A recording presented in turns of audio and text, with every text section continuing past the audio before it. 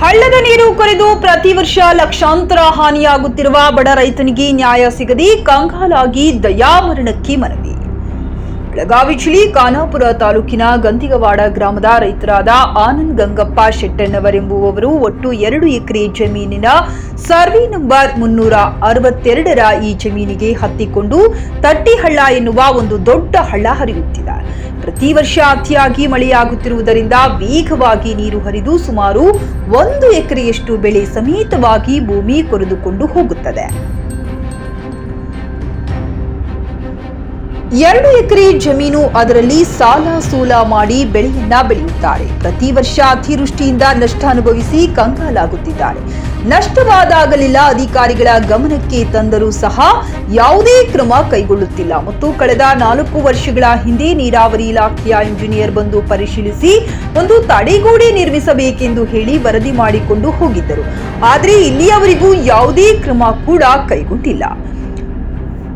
ಪ್ರತಿ ವರ್ಷ ಭೂಮಿ ಹದ ಮಾಡಿಕೊಳ್ಳಲು ಖರ್ಚು ಮಾಡಿ ಸಾಕಷ್ಟು ಸಾಲ ಮಾಡಿಕೊಂಡಿದ್ದಾರೆ. ಬೇಸತ್ತು ದಯಾಮರಣ ಕೊಡಬೇಕೆಂದು ಕೇಳುತ್ತಿದ್ದಾರೆ. ಇದನ್ನರಿತ ನೇಗಿಲು ಯೋಗಿ ಸುರಕ್ಷಾ ರೈತ ಸಂಘದ ಜಿಲ್ಲಾಧ್ಯಕ್ಷರಾದ ರುದ್ರಗೌಡ ಪಾಟೀಲ್ ಅವರು ರೈತನ ಬೆಂಬಲಕ್ಕೆ ನಿಂತು ಆದಷ್ಟು ಬೇಗ ನ್ಯಾಯ ಕೊಡಬೇಕು, ಇಲ್ಲವಾದರೆ ಉಗ್ರವಾದ ಪ್ರತಿಭಟನೆ ಮಾಡಲಾಗುವುದೆಂದು ಸರ್ಕಾರಕ್ಕೆ ನಮ್ಮ ವಾಹಿನಿ ಮುಖಾಂತರ ಎಚ್ಚರಿಕೆ ನೀಡಿದರು.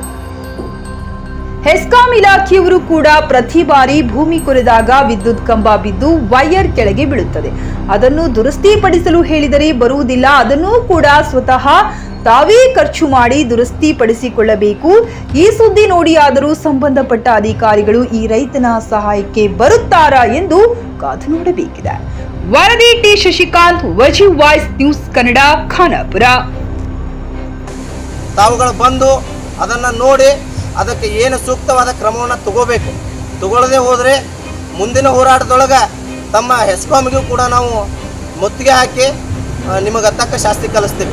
ಇಲ್ಲಿ ತಡೆಗೋಡೆ ಆಗಬೇಕು. ತಡೆಗೋಡೆ ಆಗದೆ ಹೋದರೆ ಇದೇನು ಈಗ ಹೋಗ್ತಾ ಇದಲ್ಲ, ಹಿಂಗೆ 1 ಎಕರೆ ಹೋಗ್ತಾ ಇದೆ. ಇದು ಸುಮಾರು ಇದು ಎಷ್ಟು ಜನ ರೈತರು ಬರ್ತಾರಲ್ಲ ಅಷ್ಟು ಜನ ರೈತರದ್ದು ಕೂಡ ಇದು ಭೂಮಿ ಕೊಚ್ಕೊಂಡು ಹೋಗುವಂಥ ಸಮಸ್ಯೆ ಇದೆ.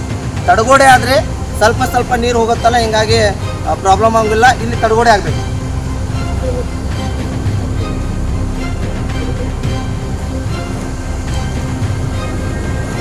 ಇವತ್ತಿನ ದಿವಸ ಬೆಳಗಾವಿ ಜಿಲ್ಲೆ ಖಾನಾಪುರ ತಾಲೂಕು ಖಾನಾಪುರ ಹೋಬಳಿಯ ಗಂದಿಗವಾಡ ಗ್ರಾಮಕ್ಕೆ ಒಬ್ಬ ಬಡ ರೈತನ ಸಮಸ್ಯೆ ಆಲಿಸಿ ನಾನು ಈ ಹೊಲಕ್ಕೆ ಬಂದಿದ್ದೀವಿ. ಈ ಆನಂದ್ ಗಂಗಪ್ಪ ಶೆಟ್ಟಣ್ಣವರು ಎಂಬುವ ಬಡ ರೈತನ ಜಮೀನು 2 ಎಕರೆ ಇರುತ್ತೆ.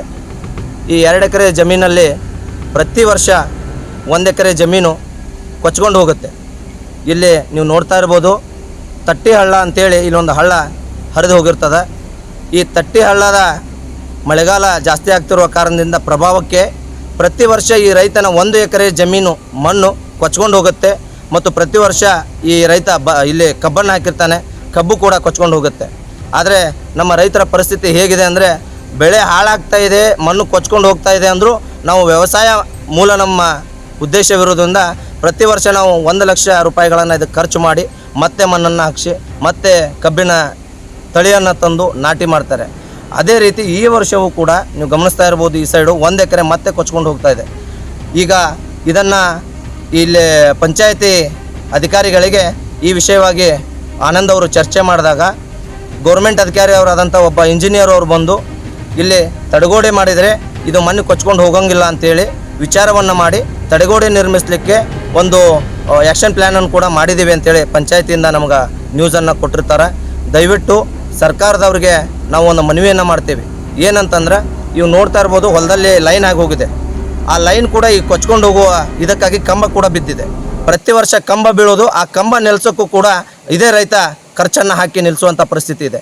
ದಯವಿಟ್ಟು ಸರ್ಕಾರದವರು ಮತ್ತು ಅಧಿಕಾರಿಗಳು ಯಾರೇ ಇರಲಿ, ಬಡ ರೈತನ ಈ ನಿಮ್ಮ ವಿಷಯ ನಿಮಗೆ ಮುಟ್ಟಿಸಿದ ತಕ್ಷಣ ಇವರ ಖಾತೆಗೆ ಈ ಏನು ಹಾನಿಯಾದಂಥ ಬೆಳೆ ಹಾನಿಯಾದಂಥ ಹಣವನ್ನು ಮತ್ತು ಇದು ಕೊಚ್ಕೊಂಡೋಗಿ ಪ್ರತಿ ವರ್ಷ 1 ಲಕ್ಷ ರೂಪಾಯಿನ ಏನು ಖರ್ಚು ಮಾಡ್ತಾ ಇದ್ದಾನೆ, ಈ ಖರ್ಚನ್ನು ಘನ ಸರ್ಕಾರ, ಘನ ಅಧಿಕಾರಿಗಳು ಇವರ ಖಾತೆಗೆ ವರ್ಗಾವಣೆ ಮಾಡಬೇಕು ಮತ್ತು ಒಂದು ಎಚ್ಚೆತ್ತವಾಗಿ ತಮ್ಮ ಕಿವಿಯಲ್ಲಿರಲಿ.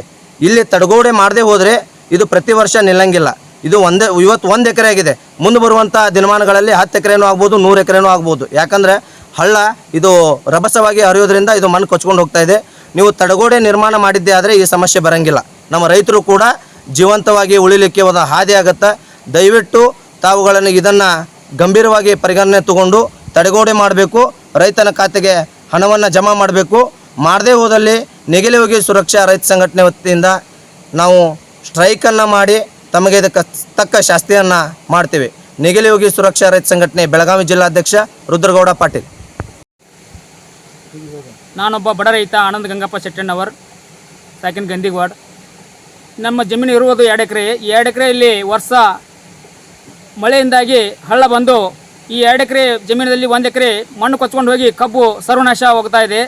ಸಾಕಷ್ಟು ಬಾರಿ ನಾವು ಮನವಿಯನ್ನು ಪಂಚಾಯತಿಯವರಿಗಾಗಲಿ ತಲಾಟಿಯವರಿಗಾಗಲಿ ಹಾಗೂ ನಮ್ಮ ಹೊಲದಲ್ಲಿ ಲೈಟ್ ಕಂಬ ಹಾದೋಗಿದೆ, ವಿದ್ಯುತ್ ಕೆ ಬಿ ಅವರಿಗಾಗಲಿ ತಿಳಿಸಿದರೂ ಅವರು ಸರಿಯಾದ ಕ್ರಮವನ್ನು ತೆಗೆದುಕೊಳ್ಳುತ್ತಿಲ್ಲ.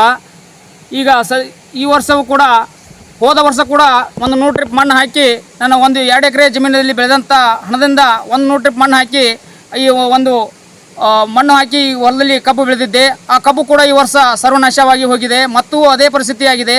ವರ್ಷ ಇದೇ ಪರಿಸ್ಥಿತಿ ಆಗ್ತಾ ಇದೆ. ನಾನೊಬ್ಬ ರೈತ, ಬಡ ರೈತ. ಇದಕ್ಕೆ ಪರಿಹಾರ ತಲಾಟಿಯವರು ಹೇಳಿದ್ರು, ಅವರು ಬರಲಿಲ್ಲ. ಹಾಗೂ ಕೆ ಬಿ ಅವರು ಲೈಟ್ ಕಂಬದಿದೆ ಬಂದು ನೋಡ್ರಿ ಅಂತಂದ್ರೆ ಅವರು ಯಾರೂ ಬರಲ್ಲ. ಲೈನ್ ಹಾಗೇ ಇತ್ತು, ಅದನ್ನು ನಾನೇ ಕಂಬ ಎತ್ತಿ ಲೈನ್ ಕಟ್ ಮಾಡಿದೆ. ಅದೇ ರೀತಿಯಾಗಿ ನಾನು ಯಾರೂ ಬರದೇ ಇದ್ದ ಕಾರಣಕ್ಕಾಗಿ ನಮ್ಮ ನೇಗಿಲೋಗಿ ರೈತ ಸಂಘದವರಿಗೆ ಭೇಟಿಯಾದೆ. ಅವರು ನಾವು ಇದಕ್ಕೆ ಸ್ಪಂದಿಸ್ತೇವೆ, ಇದಕ್ಕೆ ನಿನಗೆ ಪರಿಹಾರ ಒದಗಿಸಿಕೊಡ್ತೇವೆ ಅಂತ ಹೇಳಿ ಅವರು ಈಗ ನನ್ನ ಹೊಲಕ್ಕೆ ಬಂದು ನನ್ನ ಹೊಲವನ್ನು ಎಲ್ಲ ವೀಕ್ಷಣೆ ಮಾಡಿ ತಮ್ಮ ಮುಂದೆ ಎಲ್ಲ ಒಂದು ಹೇಳಿದ್ದಾರೆ. ಊರಿಂದ ಗೌರ್ಮೆಂಟ್ಗೆ ಯಾವುದೇ ಒಂದು ಅರಿವು ಮುಟ್ಟದಿದ್ದರೆ ನಾವು ಒಂದು ರೈತ ಆತ್ಮಹತ್ಯೆಗೆ ಶರಣಾಗಬೇಕೆಂದು ನನ್ನ ಅಭಿಪ್ರಾಯವಿದೆ. ವರ್ಷ ಇದೇ ರೀತಿ ಆಗ್ತಾ ಹೋದರೆ ಎಲ್ಲಿಂದ ತಂದು ಹಾಕೋದು? 2 ಎಕರೆ ಭೂಮಿ, ಅದರಲ್ಲೇ ವರ್ಷ ಈ ನಮೂನೆ ಆಗ್ತಾ ಇದ್ದರೆ ಹೇಗೆ ಬದುಕೋದು ನಾವು ರೈತರು?